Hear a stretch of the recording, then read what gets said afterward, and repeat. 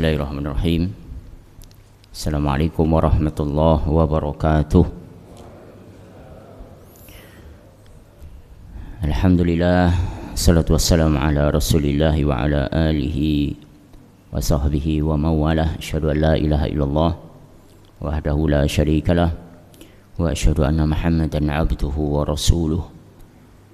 Subhanaka la ilma lana illa ma 'allamtana innaka antal alimul hakim. Allahumma 'allimna ma yanfa'una wanfa'na bima 'allamtana. Allahumma inna nas'aluka fahman nabiyyin wa hifdzal mursalin wa ilhamal malaikatikal muqarrabin wa ibadati awliyaikal mukhlasin. Allahumma arinal haqqa haqqan warzuqna ittiba'ah wa arinal batila batila warzuqna ijtinabah. Allahumma ja'alna من الذين يستمعون القول فيتبعون أحسنه. Jamaah subuh yang dirahmati Allah, fenomena yang terjadi di tubuh muslimin adalah fenomena yang tidak pernah terjadi di sepanjang perjalanan peradaban sejak Nabi Allah Muhammad sallallahu alaihi wasallam membawa Al-Quran. Ada fenomena al-bu'du an kitabillah. Muslimin begitu jauh dari kitab Allah Subhanahu wa ta'ala. Kitab yang oleh Rasulullah sallallahu alaihi wasallam ajarkan ini ada tujuan goal yang paling ujung, tapi ini semuanya tidak difahami oleh muslimin, sehingga peradaban yang hari ini kita saksikan adalah peradaban yang paling hancur. Padahal Quran ini tujuan paling akhir adalah mengeluarkan manusia dari gelap gulita kezaliman. Tapi yang hari ini kita lihat justru adalah dunia ditenggelamkan dengan kezaliman. Kezaliman dipertontonkan di semua mata yang memandang.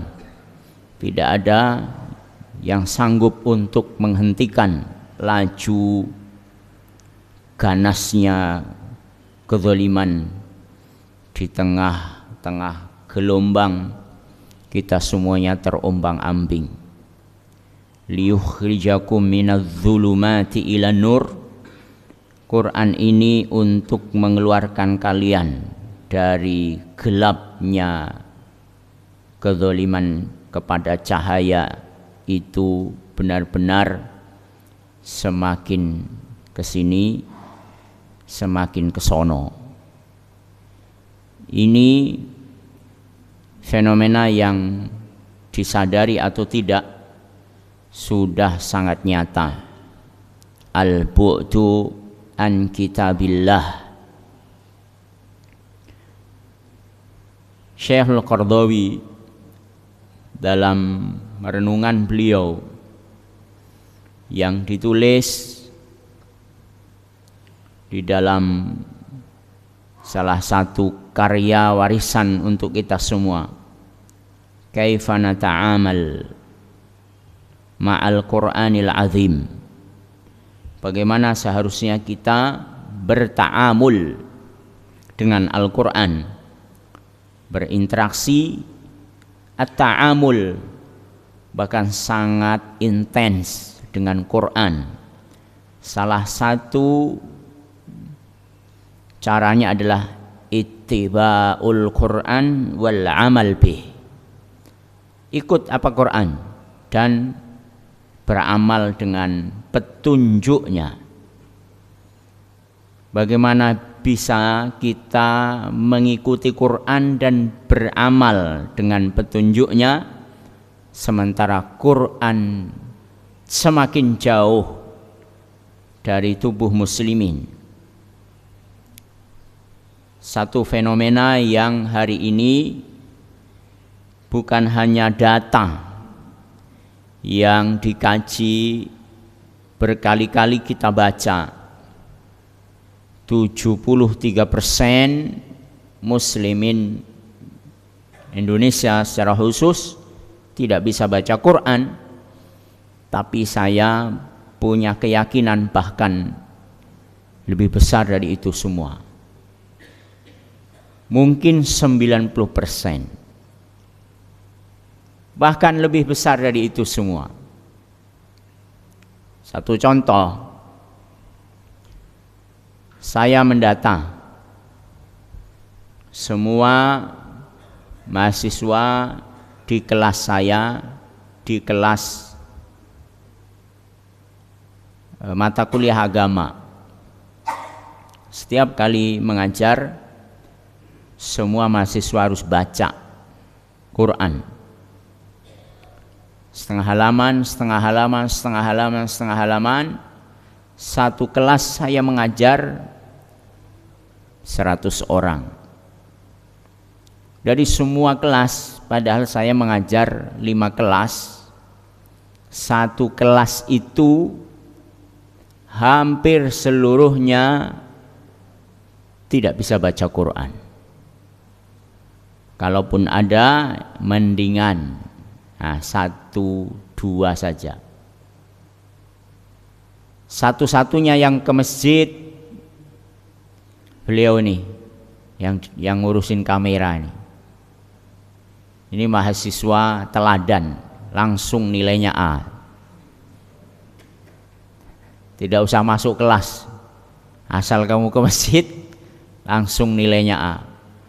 Karena semua teman-temannya jangankan ke masjid, mungkin subuh mereka biasa lewat.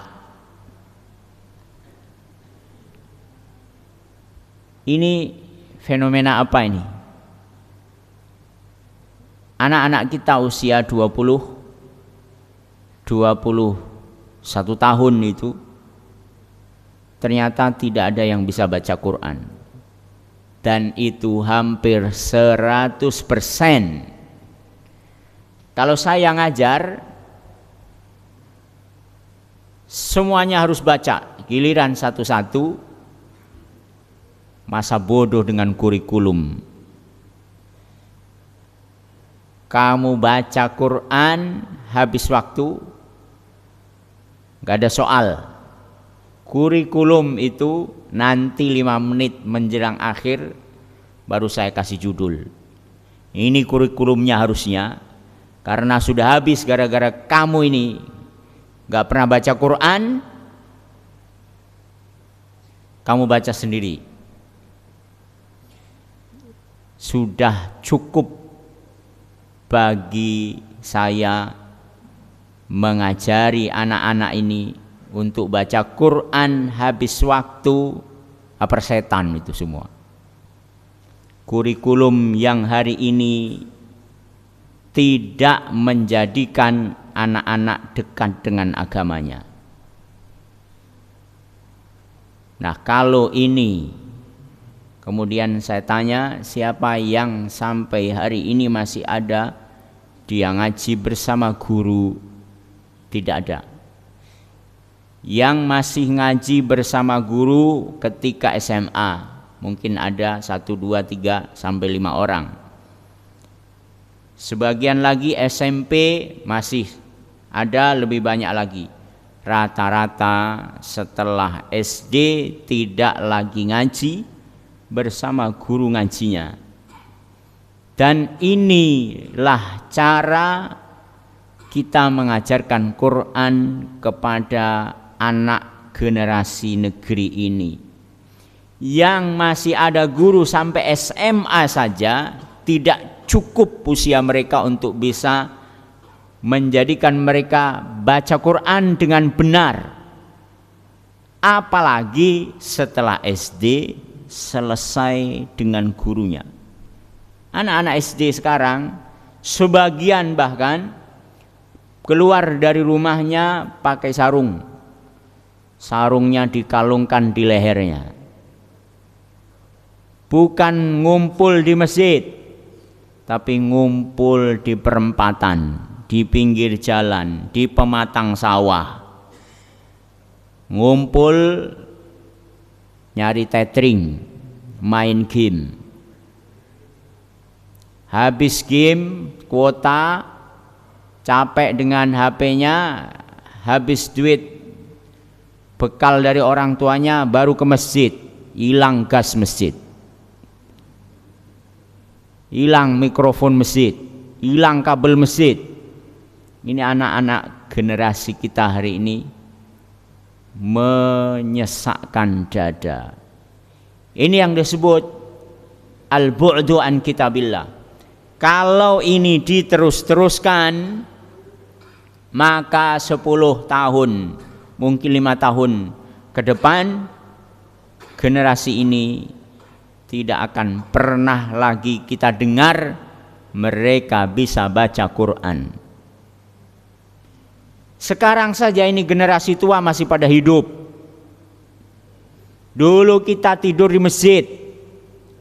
Kalau kelas 4, 5 SD masih tidur di rumah, ditendang maknya sono ke masjid. Tidur di masjid. Hari ini kita justru khawatir kalau anak-anak tidak tidur di rumahnya. Hari ini justru di masjid kosong dari anak-anak. Kemana mereka? Ke tempat PlayStation, ke tempat ngumpul yang mereka tidak pernah mengenal pelajaran agamanya, terutama Al-Quran yang hari ini hilang dari muslimin. Dulu orang-orang tua ini semuanya kita ngaji, ke langgar, ke musola, ke surau, ke masjid-masjid, itu semua ternyata tidak sanggup untuk menjadikan kita dekat dengan Quran. Syekhul Qardawi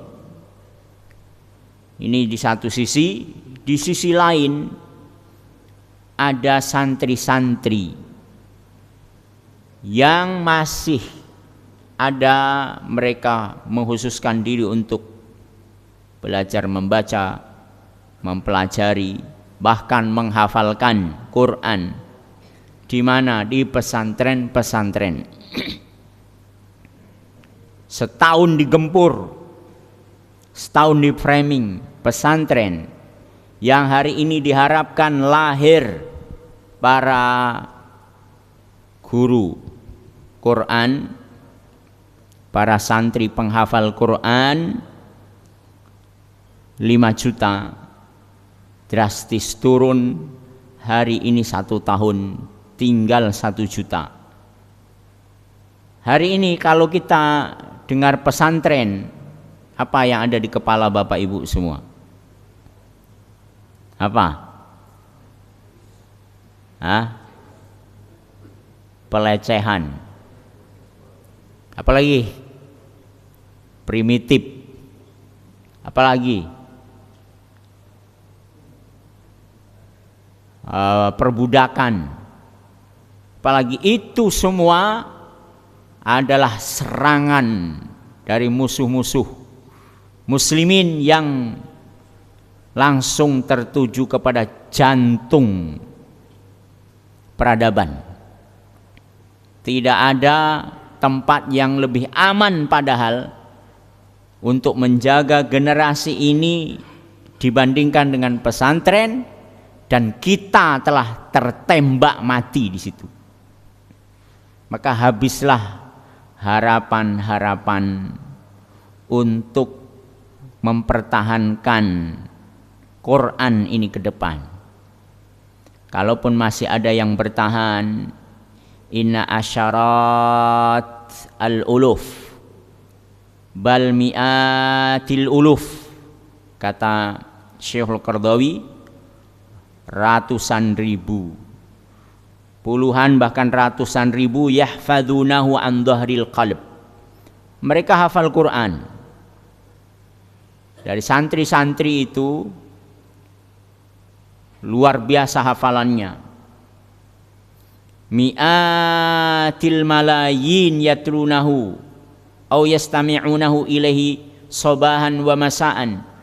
Masih banyak lagi memperdengarkan, mungkin menghatamkan, membaca, mentadaruskan sabahan wa masaan, ana al-laili wa atrafan nahar, siang malam, malayinal akharin yuzayyinunahu bi ayatih, bahkan bukan hanya diperdengarkan, yuzayyinunahu judron, jadi hiasan. Quran dihias-hias di dinding-dinding. Yatabarrakun bihamlil mushaf fi juyubihim au fi sayyaratihim. Ada sebagian mencari keberkahan dengan membawa mushaf mereka, dibawa di kantong-kantong mereka, di mobil-mobil mereka. Bahkan kalimatnya nggak main-main, la ilaha illallah, besar-besar di belakang mobilnya. Au yahmil ayat min ayati fi hilyah tazdan biha suduruhum, di dalam dadanya ini semuanya tersimpan Quran, tapi hanya sebatas difahami hiasan, kosong, suara-suara kosong, tulisan-tulisan yang tidak pernah menghasilkan tujuan akhir. Bal ra'ayna ba'duhum yaftahun iyadat lil istishfa bil Qur'ani wal ilaj. Bahkan ada yang Quran ini dijadikan obat, ruqyah, dijadikan jimat, mencari fudulat, fadail. Quran dibaca di waktu-waktu tertentu, di setiap malam Jumu'ah, baca Yasin, Al-Kahf, setiap tidur Al-Muluk, nanti setiap ihtifalat, acara-acara dibacakan tuh Quran, semua tidak pernah terlepas dari ayat-ayat, tapi yang difahami hanya seremonial kosong, suara, tulisan. Quran dilomba-lombakan, Quran difahami siapa yang paling Qurani, tentu yang paling bagus suaranya, yang paling melengking tinggi nadanya, yang paling bisa mengeluarkan lisannya. A, B, C, ayat ini, surah ini, A, B, C, semua tanpa ada keliru. Inilah ahlul Quran. Dan ternyata ini semuanya tidak menghasilkan, na'udzubillah, malah ahlul Quran yang terdengar melecehkan juga. Apa ini? Wa ma'a hadza kullih naral muslimin muqassirina fi haqqil Quran ablagha taqsir. Dan justru muslimin benar-benar meremehkan hak Quran, tidak sampai pada inti saripati tujuan goalnya. Bahkan kita ini hari ini kalau ditanya, kita ini beragama mau apa? Kita ini muslim Tujuannya apa? Nggak ada yang tahu. Masa kita lebih bodoh daripada arsitek? Kita ini beragama, beriman. Coba tanya arsitek, ini saya pernah tanya ini bangunan ada gambarnya nggak ini? Ada pasti. Nggak ada. Canggih juga nih. Nggak ada gambar tapi jadi bangunan. Itu arsitek paling konyol. Semua yang ingin membangun itu dimulai dari ujung akhir. Bangunannya sudah ada, tinggal aplikasi eksekusi didetailkan sampai pada hitungan-hitungan biayanya, semuanya sudah tergambar seluruhnya. Itu manajemen kebenaran namanya. Jadi ujungnya sudah jelas bahwa ini bentuk gambarnya bangunan yang akan kita bangun, sehingga biayanya sudah terprediksi, biayanya bahkan sudah fix, tidak akan pernah berubah. Nah, itu arsitek kebenaran itu. Nah, kita beragama ini tidak tahu agamanya mau apa, bingung dengan keyakinannya, ragu dengan keyakinan sendiri. Saya tanya Bapak Ibu, goal kita beriman, goal kita membaca Quran itu apa? Apa Pak? Pasti jawabannya sama, masuk surga. Ya. Wa ja'ala kalimatal ladzina kafarus sufla wa kalimatullahiyal ulya. Itu goal Quran Islam ini didatangkan supaya selain Allah harus rendah, harus di bawah, semuanya harus hina di depan Allah Subhanahu wa taala. Dan Quran inilah yang memandu itu semua. Fal Qur'anu lam yusbih wal muwajjah al awwal li uqulil muslimin. Tapi Quran tidak menjadi pewarna uqulil muslimin. Akal kita ini tidak terwarnai dengan Quran. Lam walal mu'athiril awal fi qulubil muslimin. Tidak juga menggerakkan, mewarnai hati-hati muslimin. Walal muharrik, tidak menggerakkan suluknya, perangainya. Walal mughayyiril awal lama bi anfusil muslimin. 5 bi anfusil muslimin, tidak juga merubah jiwa-jiwa muslimin. Harusnya Quran itu mewarnai itu semua. Akal, hati, suluk, jiwa-jiwa muslimin terwarnai. Dalam bahasa Said Qutb, Quran ini harus menjadi rasa. Sampai sahabat la junah alaikum, ayat tentang tawaf atau sa'i. Ketika para sahabat diperintahkan di dalam suratul Baqarah itu untuk tawaf di sekitar Ka'bah.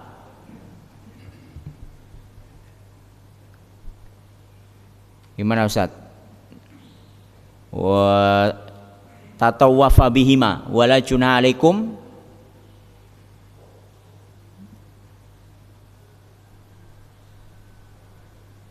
Tidak dosa atas kamu antatawwafa bihima. Ayatnya gimana Ustaz Miftah ini? Ketemu Ustaz?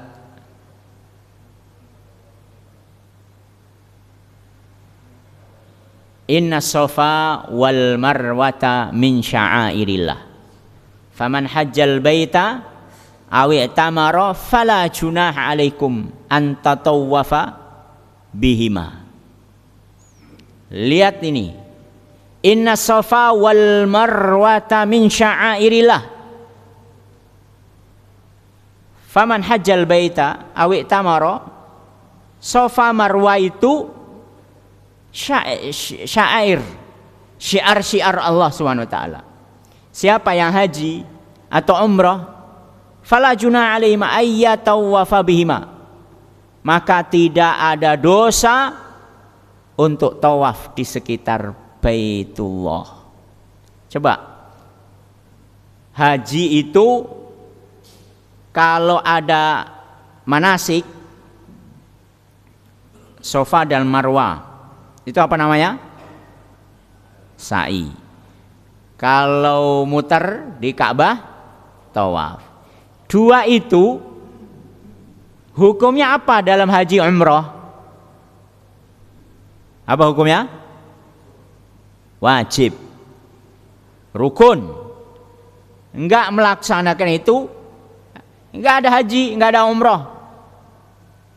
Sekarang fala junaha alaihima. Apa artinya?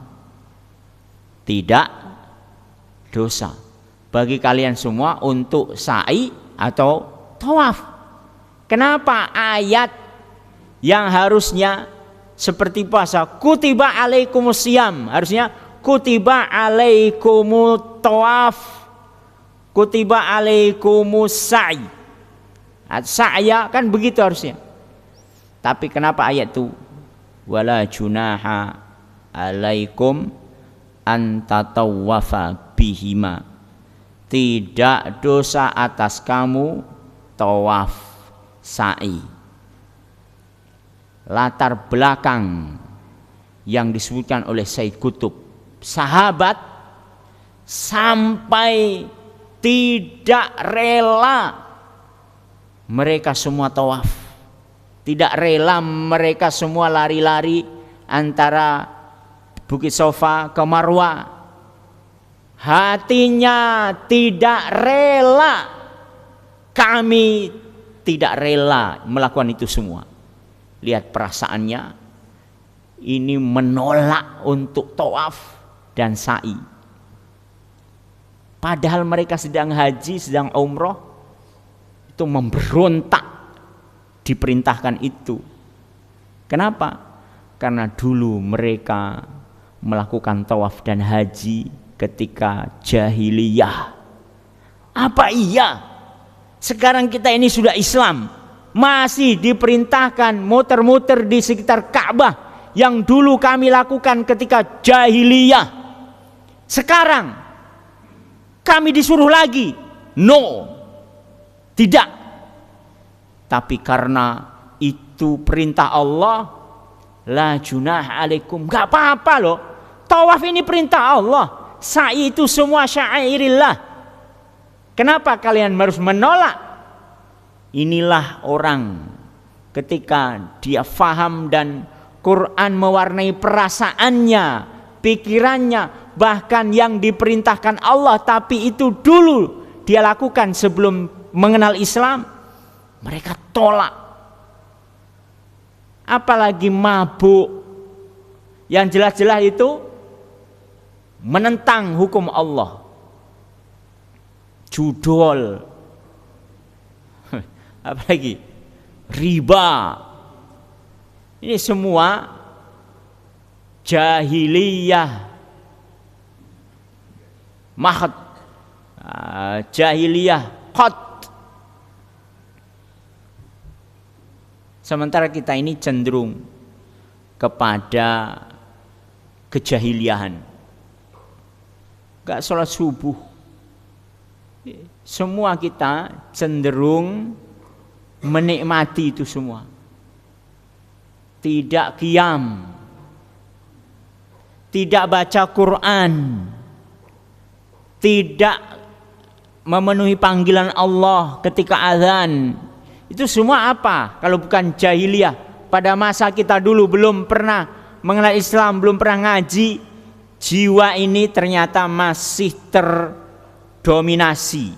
Sekalipun Quran kita baca, kita ngaji, kita diarahkan banyak dalil-dalil bahwa ini semuanya perintah Allah, nggak ada warnanya sama sekali.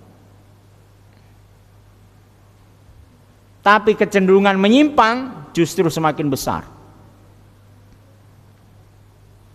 LGBT, saya dengar, nggak tahu Pak Sidik ini benar nggak, Lampung atau Bandar Lampung itu darurat HIV. Pernah dengar? Apa ini? Subhanallah. HIV ini apa ini? Ternyata karena LGBT 80% ini yang menyebarkan virus mematikan. Na'udzubillah. Banyak dokter yang bercerita bahwa laki-laki itu, mohon maaf, banyak duburnya yang busuk. Ada yang keluar ususnya 20 cm. Ada yang orang datang ke klinik tuh baunya seperti toilet yang nggak pernah disiram, toilet umum yang nggak ada air. Rupanya apa? Disumpel duburnya itu, begitu lakbannya dicopot, brudul semua isinya.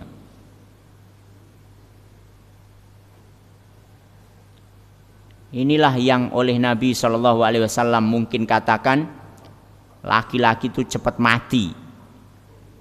Ternyata banyak faktornya. Di antaranya pernah dengar ya, bahwa di akhir kelak zaman qayyimun wahid alaihi khamsina imra'ah atau fima makna, satu laki-laki banding 50 perempuan. Pernah dengar ya? Itu hadis itu. Satu laki-laki berbanding 50 perempuan. Gak tahu kalau sekarang Bapak Ibu di rumahnya lebih banyak laki-laki atau perempuan? Pak Sidik, banyak perempuan apa laki-laki di rumahnya? Perempuan. Ini semua coba dihitung masing-masing. Kalau ini didata, saya punya keyakinan perempuanlah yang lebih banyak di rumahnya masing-masing. Kalaupun ada yang laki-laki lebih banyak, mungkin 1, 2, 3 tidak dominan. Ini kenapa? Berarti laki-laki ini akan cepat mati. Benar Pak ya? Setuju nggak laki-laki ini cepat mati? Penyebab pertama kenapa? 1, laki-laki itu perang. Semua yang perang laki-laki. Ya, 1. Yang jadi tentara laki-laki. Yang ditembak karena melawan begal laki-laki juga. Nah sekarang ada program naik kereta depan sama belakang laki-laki juga.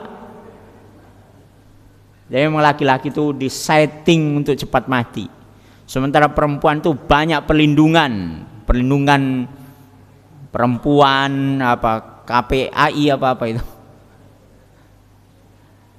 Sementara laki-laki Maka ibu-ibu bersyukur banyak dilindungi hari ini. Tapi resikonya laki-laki ini barang mahal.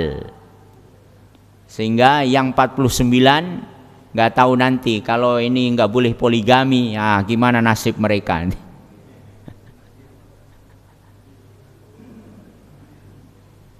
Satu itu. Yang kedua, ternyata pelaku penyimpangan ini itu juga banyak laki-laki saya dengar. Inilah. Nah, ini semua apakah ini yang disebut dengan ittiba'ul Quran wal amalu bihi? Kita ini baca Quran, kajian tafsir Quran di mana-mana. Semuanya ini hanya difahami sampai covernya saja, nggak sampai kepada inti daripada tujuan Quran ini apa. Sehingga begitu beriman dia linglung, nggak ngerti imannya itu apa.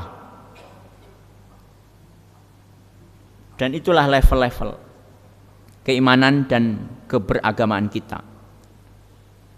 Coba ukur level kita masing-masing. Di mana keagamaan, di mana Quran ini.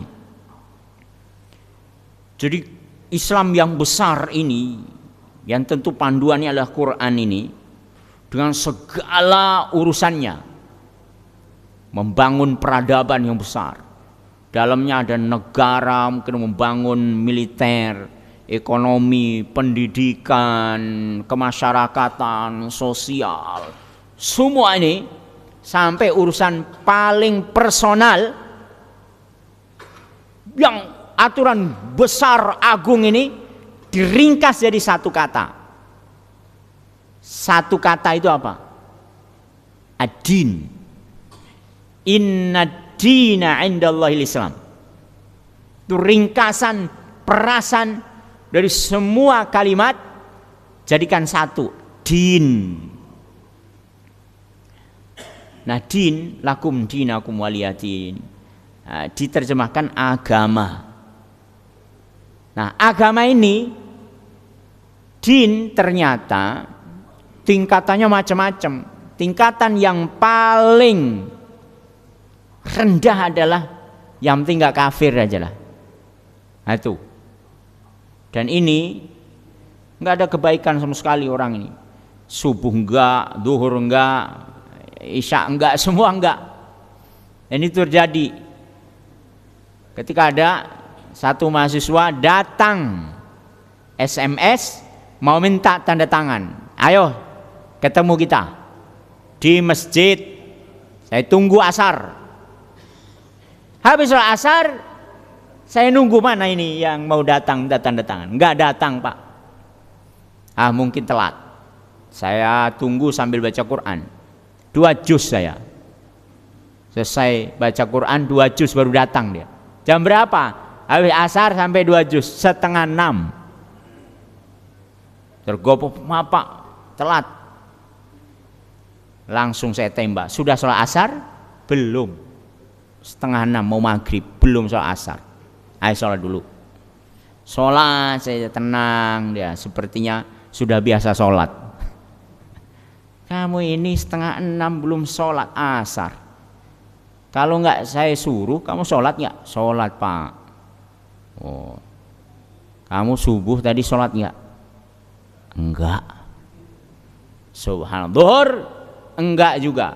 Isya enggak. Maghrib enggak. Sudah. Terus kamu kapan terakhir sholat? Seminggu yang lalu. Subhanallah. Sholat apa kamu? Saya penasaran nih. Sholat tahajud, Pak. Wih, hebat nih kamu bisa sholat tahajud. Saya pun nggak yakin jawabannya, pasti asal jeplak orang. Bapak kamu sholat ya? Enggak. Kakak kamu sholat? Enggak. Adik kamu, keluargamu yang sholat ada nggak? Enggak ada. Subhanallah. Ini Ini orang-orang yang minimal alhamdulillah enggak murtad aja sudah. Ini agama apa ini, keluarga ini? Dan nanti ada orang yang tidak ada sama sekali di dalam hidupnya nilai agama kecuali iman seberat dzarrah. Sudah. Ini orang terakhir keluar dari neraka. Ya dikeluarin juga dari neraka. Jadi aman Pak, kita ini masuk surga semua insya Allah. Jadi gampang masuk surga asal punya iman, nggak sampai murtad ya alhamdulillah. Nah, ini nilai terendah. Rasulullah menceritakan panjang hadisnya, dikeluarkan juga orang terakhir dari neraka yang keluar karena masih punya iman. Nah, ini tingkatan paling rendah. Tingkatan paling tinggi tentu adalah nabi-nabi. Nah, kita ini levelnya di mana? Dari kalimat din. Coba lihat di Quran itu, begitu kita baca pertama kali di lembaran awal suratul Fatihah, ada kalimat din. Apa maknanya? Nah, ketemu belum? Din di situ. Apa ayatnya? Maliki yaumiddin. Apa tadi din itu maknanya? Agama. Kenapa ini din jadi akhirat? Maliki yaumiddin, yang menguasai hari akhirat, hari pembalasan nanti di akhirat. Kenapa kalimatnya sama tapi maknanya beda? Kalau orang dia punya rasa, dia langsung bisa memahaminya bahwa agama ini adalah agama akhirat. Agama ini agama yang harusnya dominasinya adalah dominasi akhirat. Dunia ini juga din, dana yadnu, dani dunya, yang artinya rendah atau dekat. Jadi din, dana yadin, satu-satu kata juga. Jadi dunia ya din, akhirat ya din, dana yadnu, perangai amal-amal kita ini semua yang dekat, menyambung, ya, menghubungkan dengan yang jauh, ini semuanya terikat dengan satu kesatuan, tersambung semua. Maka level keagamaan kita adalah sejauh mana dominasi akhirat kita. Ini semuanya sholat subuh nih. Jadi level yang paling tinggi yang mana nih kira-kira? Yang level dominasi akhirat paling banyak. Tentu yang paling duluan datang tadi siapa? Marbot. Dia nggak pernah pulang bahkan. Nah, itulah yang paling tinggi level agamanya nanti. Karena dia sudah tidak memikirkan dunia seperti para pejabat tinggi negara ini. Ya isinya dunia. Terus level siapa lagi? Ternyata yang duluan datang bahkan sudah sholat sebelum subuh.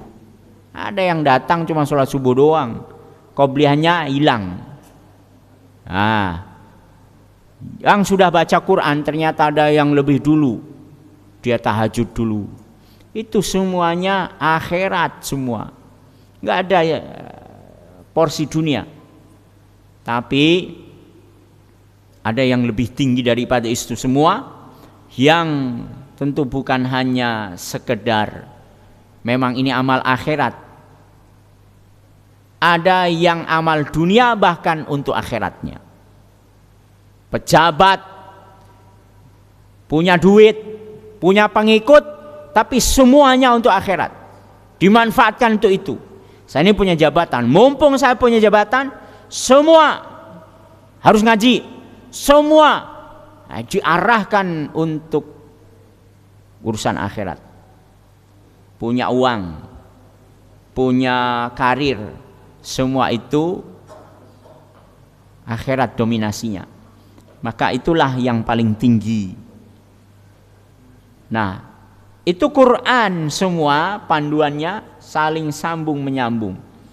Sehingga yang kita inginkan adalah Quran ini mengeluarkan peradaban kezaliman ini kepada cahaya kebenaran, cahaya yang dulu menerangi alam semesta.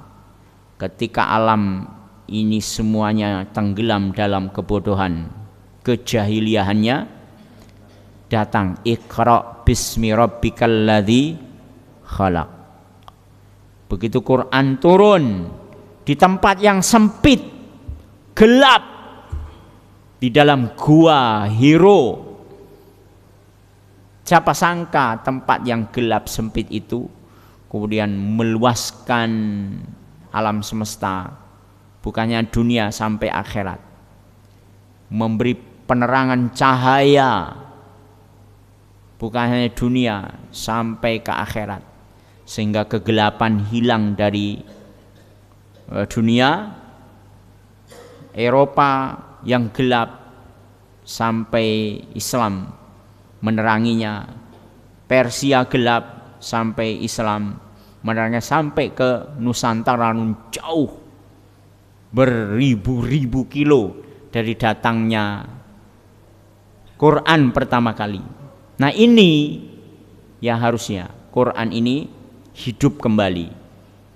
Ya, kalau diceritakan Ibrahim bagaimana hidup lagi, bukan cerita-cerita doang, cerita-cerita kosong seperti dongeng.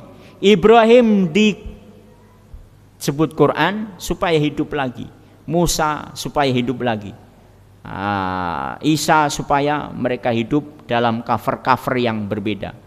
Mungkin covernya fulan, tapi ini sebenarnya Ibrahim yang hidup kembali. Quran ini maka menjadi khuluquhul Quran. Rasulullah itu Quran yang dia hidup, bukan Quran yang sekedar suara dan tulisan. Inilah hasil daripada ittiba'ul Quran wal amalu bihi. Orang lain sudah punya sistem komunisme, bahkan punya negara, materialisme, punya apa lagi, isme semua ini, feminisme, semua mereka punya sistem. Kita jadi hancur lebur. Kok jadi kita ikut-ikut mereka, jadi ikut feminis, jadi ikut komunis, jadi ikut sosialis, jadi ikut. Mereka sudah punya dan mengelola negara sistem yang mereka buat. Kita Quran justru carut marut. Kita Quran masih bingung dengan diri masing-masing, diri sendiri. Nah, ini saya udah disuruh turun ini. Inilah renungan sebagai bingkai, nanti kita akan lanjutkan surah per surah supaya ini jadi bingkai untuk memahami Quran yang kita ingin kaji setiap surah dan ayat-ayatnya. Aku qouli hadza wa astaghfirullah li wa lakum. Assalamualaikum warahmatullahi wabarakatuh. Baik, jazakumullah khairan katsir pada Ustaz Humaydi yang telah memberikan tausiah kajiannya kepada kita semuanya, mengingatkan pada kita tentang Al-Quran untuk senantiasa hidup ya, menjadi petunjuk buat kita semuanya. Ada yang ingin didiskusikan atau cukup? Waktunya sudah siang ya. Oh, ada, silakan Pak. Assalamualaikum warahmatullahi wabarakatuh.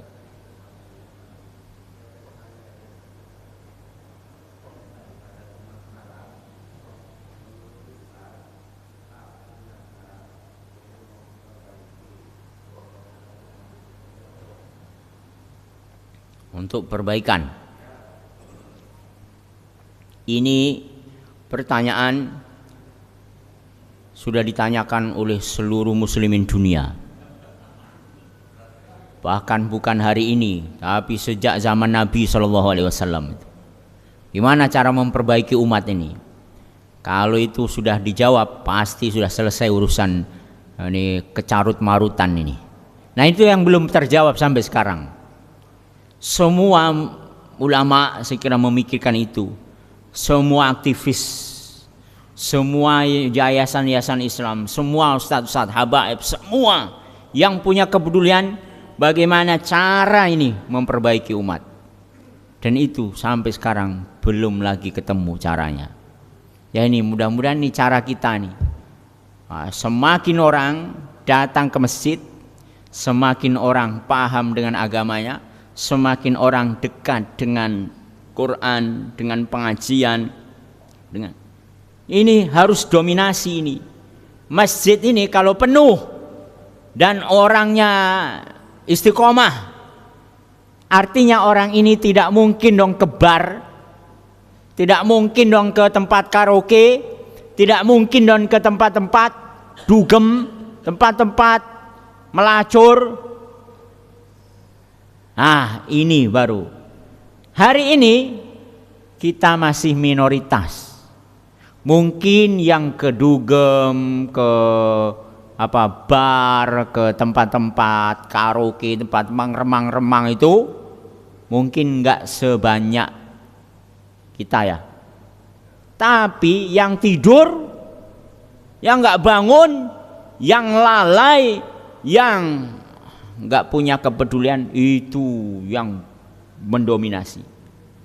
Yang dia hanya memikirkan perutnya, hidup hanya nyari makan belaka. Nah, ini masih dominasi. Ini harus bangunin semua. Ini harus diajak semua ke masjid ini. Nah, kalau itu sudah terjadi, maka insya Allah itulah caranya.